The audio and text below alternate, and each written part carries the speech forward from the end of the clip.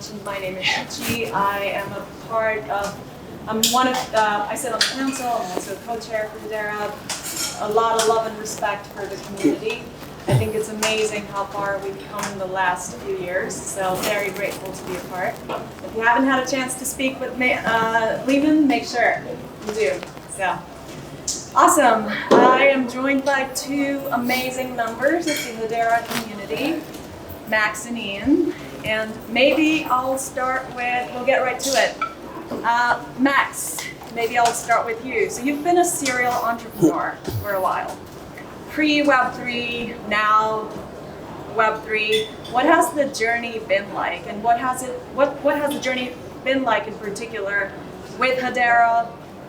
So yes. Okay, so thank you very much, first of all, for having me. It's a pleasure to be here, and it's so great to see so many of the governing council members getting involved with this and talking and engaging with the community. I don't think Duncan likes to look at me, so he just wanted to just cut that out. Yeah.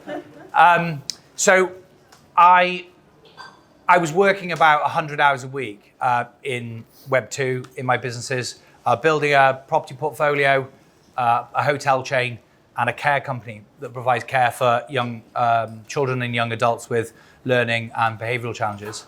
And then COVID hit, and my hours, whether I liked it or not, were reduced down to about 40 hours a week. And I genuinely didn't understand what everybody does with the rest of their time.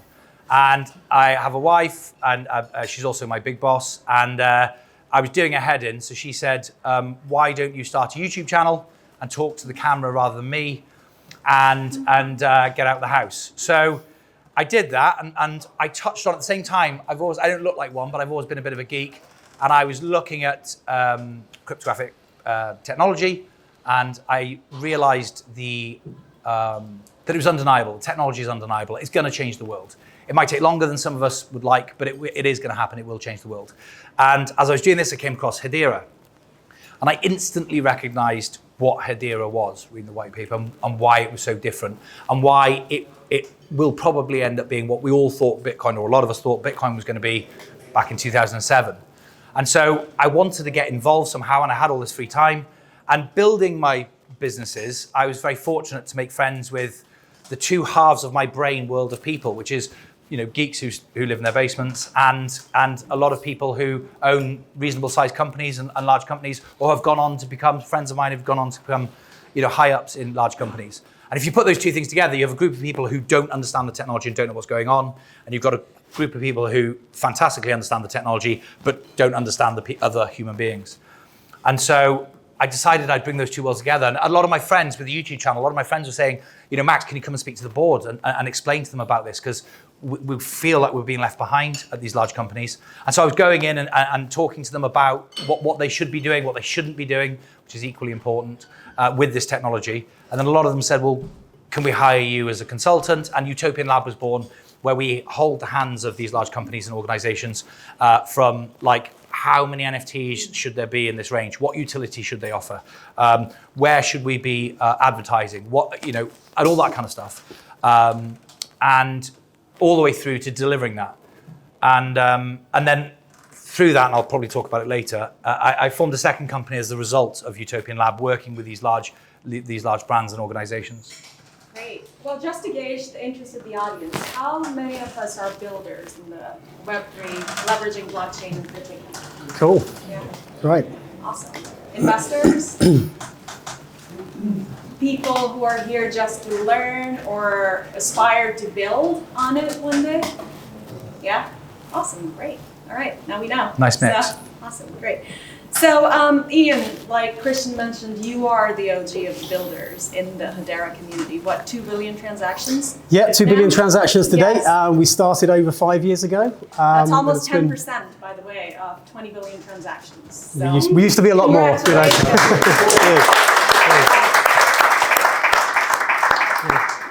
can you take us back to how it all got started? Yeah, what sure. your personal journey has been like? Yeah, so we started... Well, you're on the clock. Ian. Okay. Yeah. We started many years ago. We'll be here till midnight. If you don't give Ian some parameters. I have the timer on, Okay, by the so way. I'm not as young as I look. I actually use just for men, so definitely older.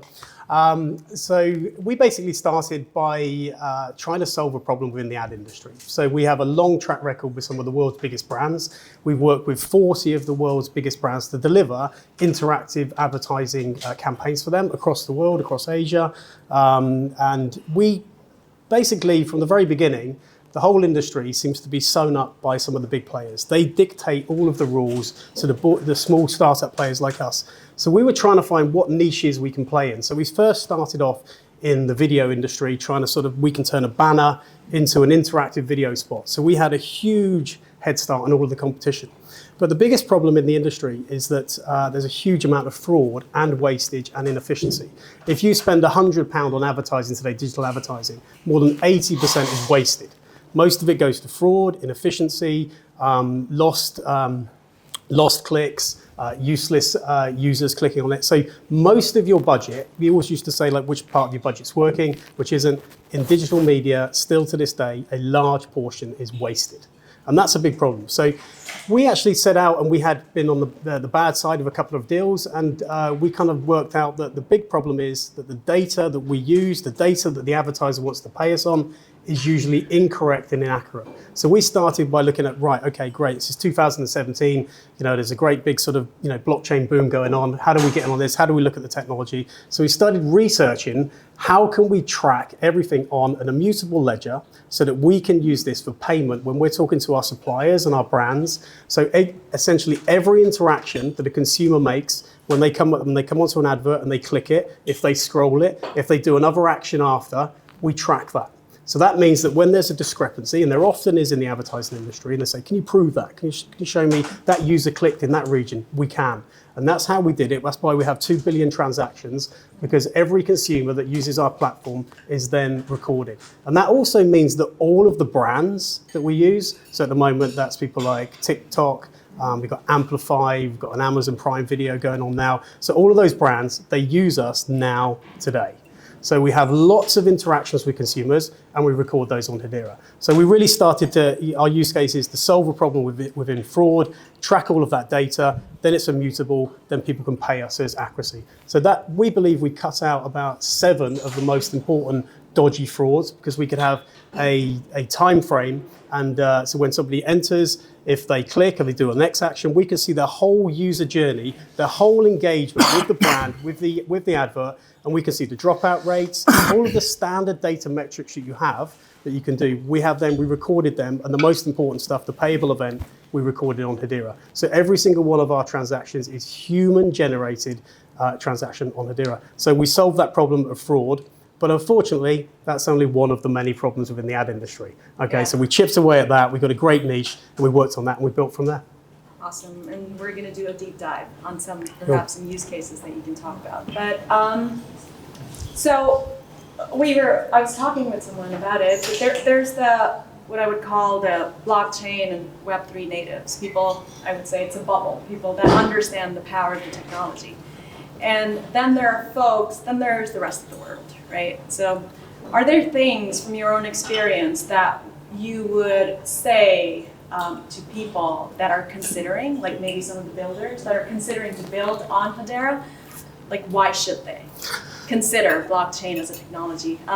Well, I mean, from my own experience, I come from my side. If you're a developer and you're thinking about Hedera, there's a fantastic team that's there to help you. If you've got an idea, you want to soundboard it, particularly in this room here. If you're a developer now and you're looking for funding, well, David and Shane are at the back of the room there. So that's your starting point. Those are the guys that help developers. And there's a whole team of people, the developer advocates that work for Swirlds, Greg and Tim in particular, who've been there from the beginning, are very, very helpful. If you've got a problem, you have not quite sure how to do something, these guys will point you in the right direction. So you're not alone. I know there's quite a lot of other layer ones out there where you just literally don't get the help. You can go to the community. But in Hedera, you can actually call somebody up and say, what do you think about this, mate? This is our idea. So that is very unique. It's fantastic. And we've been nothing but impressed with the whole team from the very beginning. It's not just Lehman. I mean, yes, he's an expert, but everybody else beneath Lehman is also, the team that he built is fantastic. I think for me, on the side of that, I concur, by the way. I think that's very true.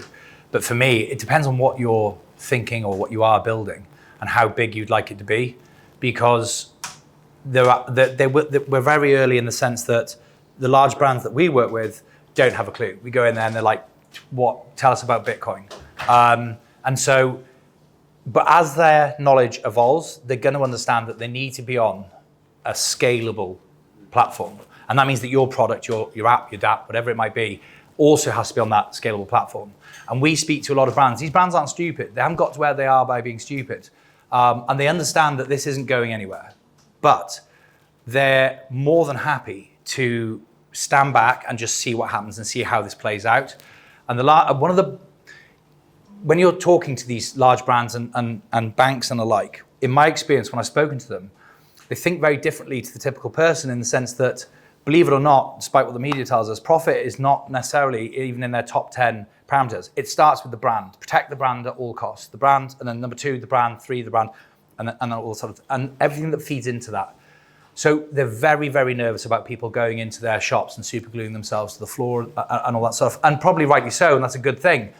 But it means that they're hesitant of being caught out, or with their trousers down. They've got an environmental policy that says this, and they're doing it on this project that is completely at odds with that. So I think Hedera is a very important strategic choice. If you believe that your idea is going to scale, and you want to be bought out by a large company, or you want a large company as a customer, you have to think about the underlying technology. Yeah, the technology. I mean, to be honest, it's proven. You've got scale, you've got speed, you've got the security, and the cost. It's one of the lowest costs in the industry. And it's, the green initiative, by being the most efficient, the greenest one out there, that really helps to secure brands. When you go in there, some people are really hot on their ESG standards now and how they're integrating that. So it's proven. You don't need to worry, is this going to work? We've done it. We've been pushing the limits from the very early days, and now in the last year, the network has significantly increased, and it's proven. We always knew it could, but now you can see the TPS going on through the network now. We did 1,372 TPS, 2.5 years ago. I think we tested the network fully with real live traffic, and it was fantastic. And now today, look at the TPS. I mean, there isn't anybody else that comes close. I mean, this is just the tip of the iceberg as well. So it's only because of crypto winter that we see a bit of a bear market at the moment. Wonderful. Well, I do want to be mindful of the audience. If you feel there are any questions, burning questions that cannot wait until the end of our conversation, raise your hand. If it's relevant to the topics that we're talking about, happy to take them while we're talking. So, yeah, awesome. All right, can you perhaps, from your own experience, talk about some of the customer use cases? Where do you think, what are the kinds of brands or companies or enterprises in particular that you're engaging with? And where are they finding value? Perhaps some success stories, some value creation that's happening in the enterprise? Sure. I'll talk about kind of our pipeline, really, that's coming, where we see the opportunity going forward, really. So we're talking to media companies, and a lot of these companies have loyalty programs, which are literally, they've got a database, they're giving somebody a loyalty point, and they can't do anything with them, and the users are really just collecting these points. And unless the organization actually shows value in those points, they're seeing massive drop-offs in the last sort of 18 months with loyalty programs across the media sector. Publishers I'm talking about now. People with websites are saying, come here, offer that. So in India, for example, we've got a huge media company, I can't mention the name, that we're working with. They have around 3.5 million active users every single month, and they are very keen on turning that into a virtual asset platform so that they could give, for example, an NFT. But it doesn't just stop with, we get an NFT, we do that. It's trying to be, is this a collectible? What's the utility? So it's really about not just the minting of an NFT, you have to have all of the back end, all of the CRM, all of the management. So those are the tools that we're focused on. We started a couple of months trying to get into this inroads with a new brand API, so you can do account creation really simply and easily. But we've discovered that the best sweet spot for us to play in is these sort of enterprise owned and operated accounts. So if you take a brand like Revolut, they're a neobank. So if you go in and buy crypto in there, you don't know in the back end you're using another custody provider for your crypto. It's seamless. You don't have to do about keys. You don't have to worry about anything else. So there are use cases now which we want to bring into the kind of like the crypto world that have worked in fiat, that have worked really well. Loyalty schemes have done well. Now we want to really showcase that value to the consumer. So we're focused really on infrastructure. The other side, so it's media, fintech for us. And another core sector really is all the FMCG goods companies. So we believe that if you create value, you should be paid for it. So every time, your time, data, and attention, every time you click on an advert, every time you contribute to a website, we believe you should be paid. The fundamental problem right now is that you need an account to be paid. You go into a shop right now and you buy something, how does that shop person pay you? What's your account? I don't know, what account for what? So you actually have to make it seamless. So we actually need to send them something first of value and then make it seamless and they don't even know. So the solutions around that really are around custody or non-custodial solutions. So, and they both are completely different ends of the spectrum, and we're working on both because some use cases will support a fully decentralized non-custodial solution, and others you simply can't avoid MiCA. It's coming. We're all going to be affected. So it's going to be a big challenge. So yeah, over to you, Max. So a lot of people say, you know, NFTs, tokenization, but what's the point? Like, what does it really mean? And the Swift lady asked this kind of question, which is, what does it mean in actual real life? Like, how is it going to interact with us as consumers on the street? And the example I give is that a lot of things are going digital. So imagine we're all now getting digital watches, and Rolex bring out a digital watch, and at the moment, everybody's got a picture of their car, their kids, whatever it might be on the picture. But let's say Jay-Z and Beyonce decide to collaborate with Rolex and create an image that they design, and it changes the band. And when you go into the shop to buy this digital Rolex or Apple Watch or whatever it might be, it comes with an app, and there's 6 colors, green, pink, blue, red, whatever. And you press the thing on the app, and the watch strap of the watch and the face turns pink, or it can turn blue, or thing. But then they do this collaboration for charity, perhaps, and they create 5 bespoke watch bracelet straps and faces, and they're pink with green spots. And you can bid in this auction online, and then you pay by fiat or by crypto, and your app automatically downloads one of these updated versions. You click the button and your watch will change color into this limited edition thing. You'll go into a bar to meet a friend, and they'll have the same watch as you, and they'll believe that there's only 6 colors, and then they'll see yours and think, wow, that's incredible, it really stands out. What is that? Oh, they did a collaboration thing. I was at a charity auction. I bid for it. How much do you pay for it? £1 million. I've got to have it. You know, I love Beyonce, whatever. I've got to have it. So with our crypto wallets or with our fiat, I transfer you the money. I have to trust you, and you have to be with me if I'm doing it through fiat, because if I transfer you the money, you could run. But through a smart contract, you don't get the money until I get the NFT. So there's no middleman making sure. So that means that we don't have to be together. We could be in New York and London. And the smart contract means that I get the NFT, you get the money, and those 2 things have to happen in order for that transaction to complete. And then your watch goes back to one of the factory settings, my app updates, and now I've got the Beyonce. We've just done £1 million purchase, peer-to-peer in a pub, and I know that watch, because of the NFT, it's like a digital certificate of authenticity. So I know it's the only one of 5, and I know it's number 3. And then I'm so grateful for you selling me this watch strap. We go to my car, I give you a lift home, we get in my Tesla, and the color display is like nothing you've ever seen before. You didn't realize that Tesla interiors could look like that. And all the digital display on the front of the car is all different. And I go, wow, I've got it. What is this? Oh, it's an Andy Warhol Foundation did a collaboration with Tesla, and I bought this at a charity auction, 1 of 10. Same thing happens again, I've got to have it. Your Tesla goes back to factory settings. The minute I get back in my car and press the start button on my Tesla, I've got the color code. Paid $5 million for it peer-to-peer. Why are we just learning now that you're working with Jay-Z and Rolex? You're welcome. And so that kind of gives you a real life. Everyone gets that. You understand why that can't happen right now, and why, if you don't even have to understand the technology, just take the fact that makes it possible, the value in that. Imagine, and it doesn't even have to be pictures and colors. Imagine somebody owns the Rumble in the Jungle, Killer Punch, Conor McGregor knocks a guy out 6 seconds. Somebody owns that footage. Now imagine if the person who owns that footage decides that they're going to sell 500 copies of it. And there's only ever going to be 500 copies of it. And Nike have just brought out a patent to have digital shoes, playing videos on your shoes or on your t-shirt. You see people walk around with t-shirts. Now imagine I could go to a Conor McGregor fight and I've got the Conor McGregor punch and everybody knows that I paid £1 million for it and it's on my t-shirt. So I can social signal that I'm incredibly cool and wealthy. And I don't have to worry about being mugged either. And my insurance is low. Because if you're walking around with £1 million diamond on your ring, you've got a problem. But if I'm walking around with, Conor McGregor knocking out Christian, for example, on my t-shirt, it's just a t-shirt. There's no point in stealing the t-shirt. It's the IP, it's the intellectual property that the t-shirt is playing. Now that NFT is saved on a USB stick, which is in a vault in Switzerland.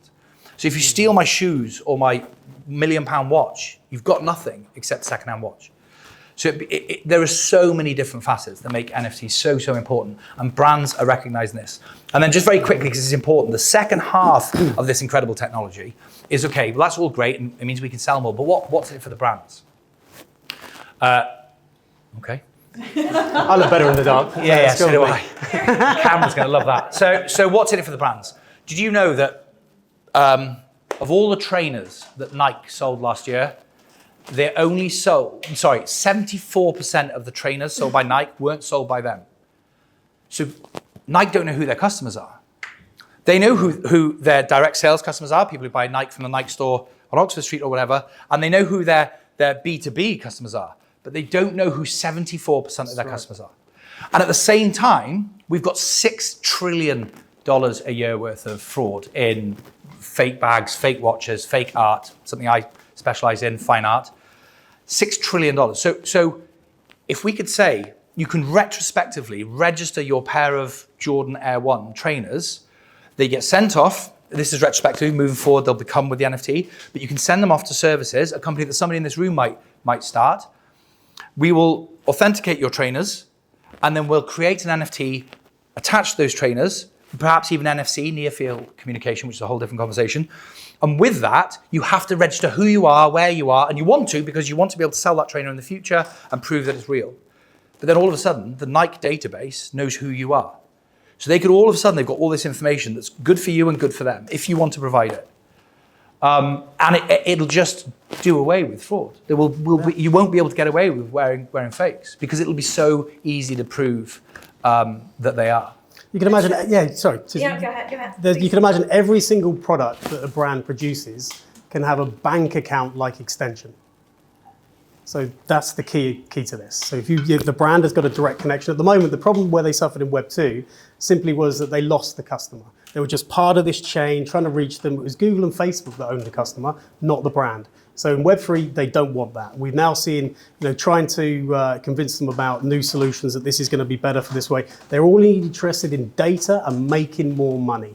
How do we reach more customers? How do we get more loyalty? How do I increase my sales? When we explain to them, well, if you do this, yes, slightly more complicated to start with, but your long-term ownership and value is 100 times what it currently is, because you actually will own the relationship. And the second time you want to send them an offer, the second time you want to do something, you've got that connection. Go for it. So these sorts of things, in terms of data, the Hedera consensus service is really great for this. Yes. Where would then tokenization come into it if you can do it all in the consensus service? Well, do you want to share the value or not? If you just want to track data, sure, there's got a great use case for that, and you can have the value proposition for that. But it's, do you want to share the value they've created? That's what Web3 is all about. This is what the new kind of world will look like in 5 years' time. You'll be able to go around and everything you do, you'll be collecting things if you want to. You'll be sent things. So the value that you create at the moment in the Web2 world, every moment your data is being used, abused, stolen, given to somebody else, and you're actually the biggest losers, right? And the brand's the second biggest loser. So we want to change that. We want to put the consumer at the top. And basically that's what Max is saying. Here's a route where the brand can own it, and we believe in exactly the same philosophy. The consumer's got to go at the top of the chain, and the brand who's paying the money ultimately should own that relationship. Not the publisher, not the website, not some tech provider, the brand. So we provide the tools to the brand to own that relationship. This is when we're going to see the next billion onboarded into Web3, when it's super simple and they can convert their existing audience into value sharing. Sorry, go ahead. I hope I'm not going off piece too much with this question, but it's very basic, and that is that going back to the analogy you had about the Tesla and the T-shirts and stuff like that, is the manufacturer somehow involved in housing this transmission of the app to the product, or how does this actually come about in the sense that you can switch off or withdraw the... Yeah. So in the first instance, yes. I don't think they'll be doing it directly themselves. They'll be working with third parties, such as my company, Utopian Lab, that are working with these brands to help them facilitate that, because they're in the handbag business, not in the tech business necessarily. But yes, the brands will play a key role in doing this, and they'll want to. And they are. That's the other thing, they are. Because why would you not want to know who 74% of your customers are, if you can? So there's actually, to answer your question, there's a company related to Hedera called Atma.io. And what they do, it's a spin-off of Avery Dennison. So anyone who has a label on the inside of their shirt or a tag at a store is likely made by Avery Dennison. It's a Fortune Global 500 company. And so Atma.io is their spin-off, which is enabling what you said on the part of the manufacturer. And a lot of the billions of transactions, I think we're at, are we over 20 billion transactions? We are. Yeah, so Hedera's over 20 billion transactions. A lot of that It's volume. getting boring now. Yeah. Right. But a lot of that volume is coming from the Atma, which is doing these sort of intelligent tags, if you will, based on Hedera, that are for the manufacturers. Thanks, Simon. Sure. Yeah. Well, before we take more questions, I just have a couple more to kind of dive deeper into the topic of, there's the best case scenario, right? There is the possibility of what could be. But what do you think are the challenges that brands or you as entrepreneurs are faced with from a mindset perspective? And what are the personas that you're talking to within these organizations? And what has that process been like? Well, it's quite a mixed bag from us. I'll just give you probably the last few months of conversations. We've had rejections from people just saying the regulations. They're very worried about the regulations from a brand perspective. But once you start to talk through what their actual issue is, it depends on the world where they are. But there's so much confusion about, is it even legal? We're still facing these problems. So the education across brands is still, what can we do?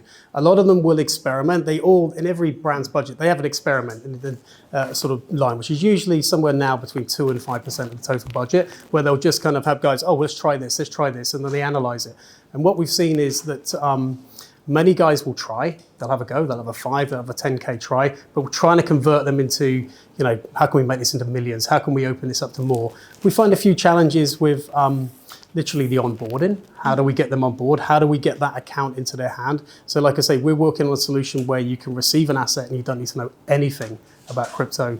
You just receive it and you can even then send it on to somebody else. So the security side of things, if we're talking about them minting their own assets, they all hear all the bad news in the press. And so we have to talk about every single issue. Sometimes somebody in the meeting will say, all right, what about this FTX thing? People lost loads of money. What happens to me? So we have to go through all of the basic things with the brands because the educational level is quite low. And the people we're talking to really are the marketing managers. The last meeting I had with a group of 8 different techies from a brand, they were coming up with all kinds of crazy ideas from, wow, this is amazing. Could we, why don't we do our own? Why don't we have our own layer 1? Why don't we do that? I'm like, hang on a minute, you've got Hedera for that. You don't need that. So there's kind of like, and you can't find the tech team to do it. So, we kind of have a wide range of different subjects that you have to address just to even get in the door for them to be interested. And then they'll experiment. And then how do we go from these experiments to mass market? You'll do it on every single campaign. So we're hoping that we'll be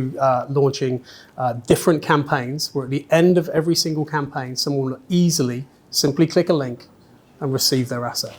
Yeah, part That's of it I what we're feel after. like is taking the friction out of that. Exactly. So it's that friction. It's the usual stories, but it's quite difficult sometimes to get into the right people. And then often we found that in some meetings, I can actually sit back and there's some new guy or sort of who's really new in the company. He'll explain it to them.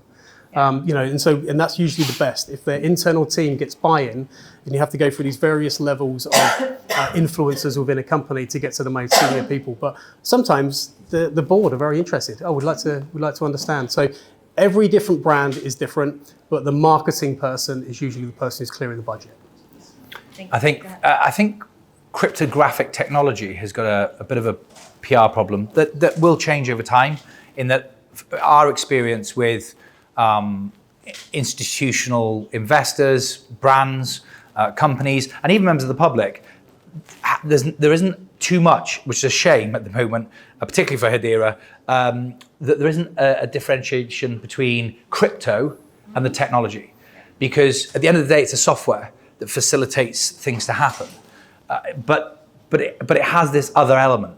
But the minute you start thinking about it like Microsoft, for example, it's an application that you can do stuff on it, and you can build applications like Microsoft Word on it, and it creates things that are practical and helpful and efficient. That was where Hedera will really, in my mind, race ahead. But at the moment, crypto is a dirty word for a lot of people, because it's Pepe coin, and it's the front page of the Daily Mail. A boy in his bedroom made $6 million in a day and then lost his mum's house. It's that. Exactly, and it all gets put in the same bucket. Yeah. So that's where, Yeah, absolutely. Anyone here trying to sell to enterprises? Yeah, I'm just really interested to hear you say. I mean, in fact, we actually downplayed the DLT side. We don't refer to the as blockchain. We refer to it as DLT or hashgraph, and actually we downplayed it because of some of the financial institutions. And in fact, the tier one bank that we sold to, what we did is we had the champion that took our technology forward. But when it went actually to trading the deal across the multiple stakeholders, actually they dumbed it down massively.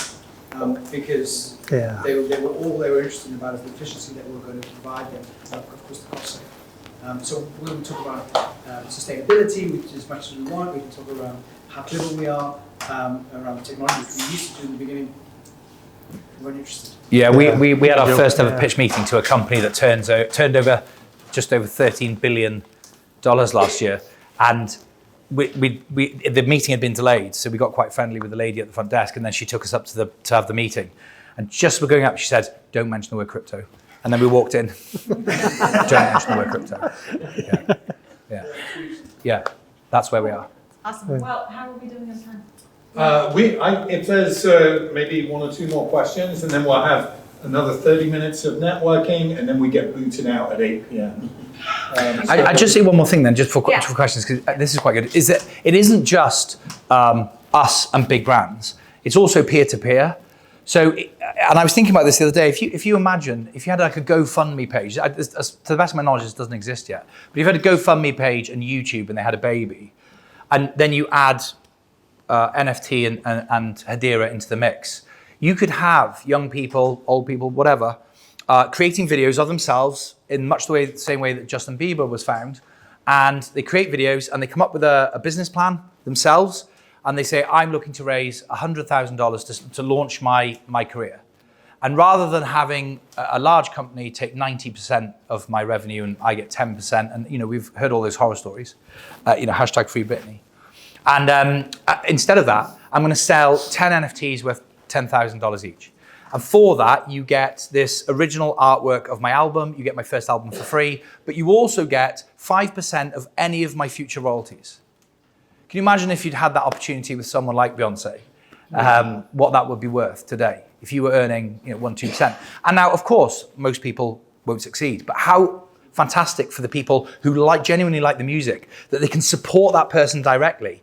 And if by some chance they go on to do something fantastic, you get rewarded. And if they don't, you've supported a young person trying to start out in their career, and you get the benefit of their music, etc. So it can also open up, without the need for all these layers of solicitors and documentation, it can open up an entire world where people can go out and say, this is who I am, this is what I'm trying to achieve, would you like to take this journey with me? And we can do it directly with each other, rather than having to go through all these huge companies. I mean, some of these companies are just land banking. They buy talent just to kill them, because they've got a rock band, and that rock band's doing well, and these guys are potential risk, so they put them in a contract and then put them in a cupboard, and we never hear about them. There's talent that's come and gone that we'll have never heard of and never will, because these huge companies just land bank them. And I think that's criminal. So there are so many opportunities. For anyone who's considering starting a business, there are so many different opportunities. New business models, isn't it? That's the exciting thing. Things you couldn't do before. Think outside the box. Yeah. What would you do if you could do a deal with a person you didn't know and know that it'll happen? Trustless. Do you feel there's more potential? Oh, sorry. Sorry. Go ahead. Yeah. Yeah, no, I just wanted to ask, so a lot of the examples you gave, Max, are based on culture, right? So Yeah. not everyone is into sneakers, not everyone is into Teslas, we have a Tesla, and not everyone's into Rolexes. But I believe that culture is actually more valuable than currency because culture drives the value of what we consume. So my question is, do you think it's up to Web2 companies to showcase Web3 utilities to drive that culture? Because it seems like you mentioned the PR problem with crypto and Web3 as a terminology, right? It's people refer to FTX, for example, as an example of it, and they think it's just scams. But we also, on the other side of that, we've seen mass adoption of AI with ChatGPT. But it seems to be that crypto, blockchain, Web3 are having an issue with mass adoption on that side. So do you think that the onus is actually on Web2 companies to drive that culture and therefore drive the value of Web3 and crypto use cases? I think it's a great question, and I think that kind of proves the point that the difference between AI technology and DLT technology is that AI doesn't have tokens. And it's the tokens that are the crypto that have caused, I think, the PR problem that the technology has. If DLT was a standalone technology, we wouldn't be having so many of these conversations, and it wouldn't have the reputation that it unfortunately does, and in many cases, wrongly so.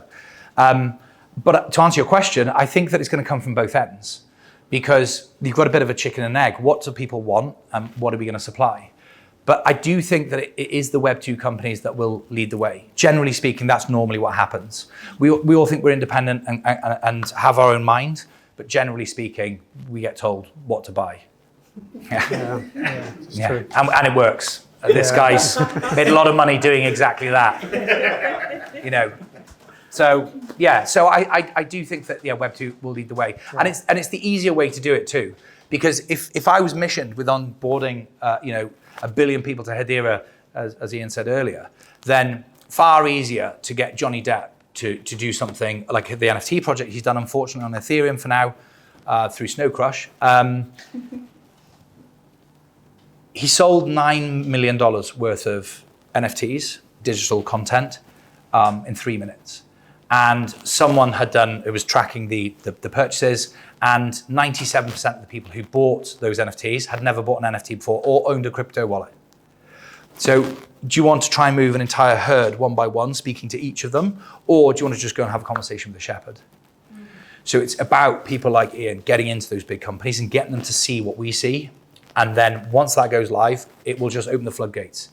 Because the minute Adidas sees Nike have a great success, they'll be there. The minute Pepsi see Coke have a great success, they'll be there. Yeah. We see the culture needing to change, because literally you need to share the value. If your brand value is driven by your audience and you're not sharing the value, it's not going to work in this new world. You need to share the value that's been created by your customers. And so, because they're not, it's imbalanced at the moment. So we want to change that. And I think that's what this whole movement is really about. Trying to change the way that current businesses work, sharing that value, and tokens are an enabler. Hedera is the bigger enabler to make this happen. The tech stack is there, it's built, we just need more people to use it, and we need more awareness. Yeah. Awesome. Well, it's rarely that we get Lehman. Lehman, do you have any, I just want to be mindful of you being here as well. Any thoughts, any comments on the conversation, or? I am so excited about the things people build on Hedera. I am just blown away by both of you, and maybe some of you. I haven't met all of you, but people are really building the future here. I think that ultimately, ledgers are going to become part of each part of business and of society and of education. It's just going to be around the world like the internet. Not everything is done on the internet. Not everything will be done with ledgers. But they're going to be a piece of everything that we do in life. And you guys are building it. And it's just exciting to see. So well, thank you. Cheers. Thanks, Lehman. Yeah. Well, I want to thank you so much. Cheers. Last question, and audience comments are welcome as well. What do you think as a community we can do to, I don't know, from a broader adoption perspective, from amplifying the message, from getting more, what do you think? Well, I think there's a lot of things already going on that's correct. It's just the state of the economy and the state of the world is the problem. I don't think there's anything, that's we could all get together more like this. We'd love to. I'd love to host events if people are up for it. If a lovely meeting venue like this was available again, I'd love to do it. I do think that when I agree, by the way, and the Hedera community is genuinely fantastic, and it's growing as well. Which is because when we first started, like we literally knew we used to buy NFTs by just saying you send it and then I'll pay, or if you didn't know them, you say I'll pay and you send it, and we all knew each other by first name.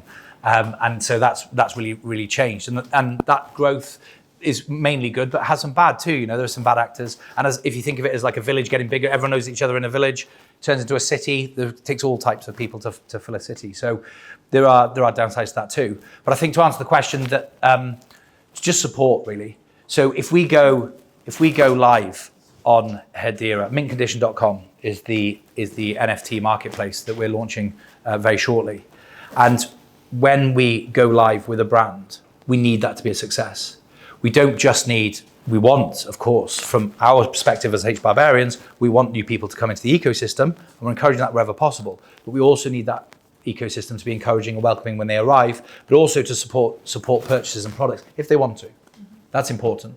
Because when it all comes down to it, there has to be a market, you know? Yeah.